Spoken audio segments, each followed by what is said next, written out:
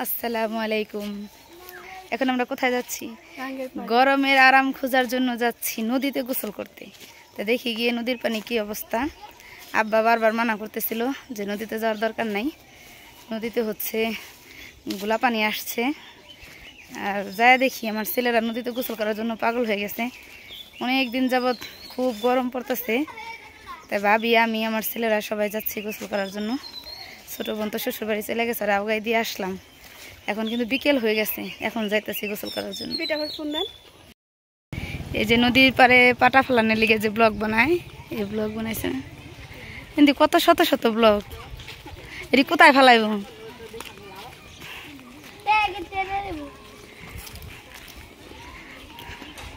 আর এই যে সৈন্যবাহিনী নিয়ে বের হয়ে গেছি আমরা এখন নদীতে গোসল করার জন্য। ওই সামনেই নদী দেখা যাচ্ছে। চলে এসেছি আমরা সাগরে। কি রে এই কুত্তাটা রে হালকা?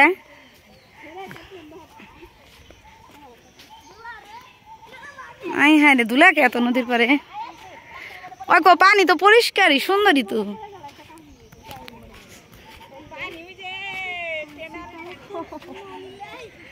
ও না নামন যাবো, সুন্দরী তো ঘাট, তো সুন্দরী।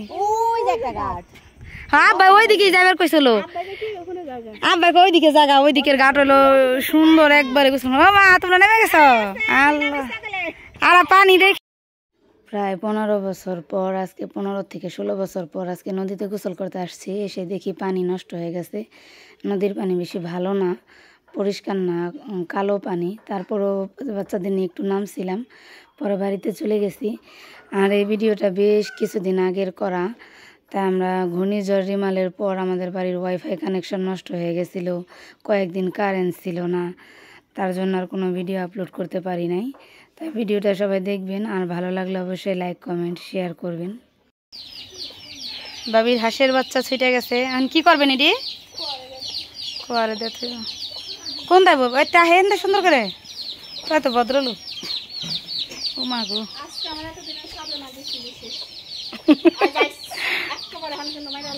না না মারের নাই হেরে, যে সব করে পালে আমার বাবি হাঁস। হাঁরে যাও যাও। ও মামা কি সুন্দর হেঁটে যাদের পেরে। আরে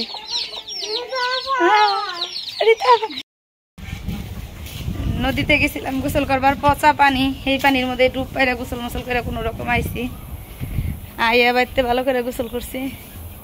কিরে গরু ঘরে দেওয়া নাই পারে? আইয়া কলের পারে ভালো পানি দিয়ে তারপরে গোসল করছি। গোসল করে এই মাত্র এই যে বসলাম। এত নোংরা হয়ে গেছে পানি, নদীর পানি, ট্যানারির পানি এসে নাকি একবার পানি নষ্ট হয়ে গেছে। ভাইজান গরু ঘরে দিতেছে দেখেন। এই গরু বেদবি করস কে? তাড়াতাড়ি ঘরে যাও। এই বাহিরের ঘর থেকে নিয়ে বাড়ির ভিতরে গরুর ঘর আছে, ওই জায়গায় গরু দিতেছে ঘরে।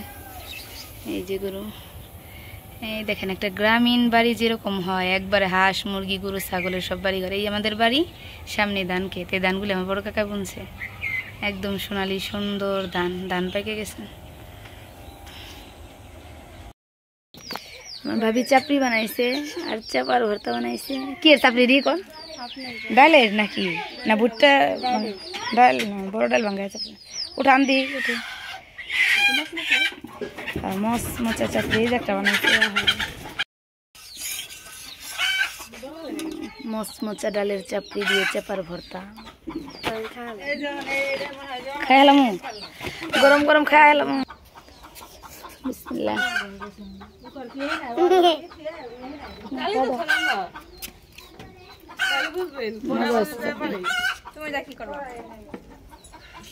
এই যে করে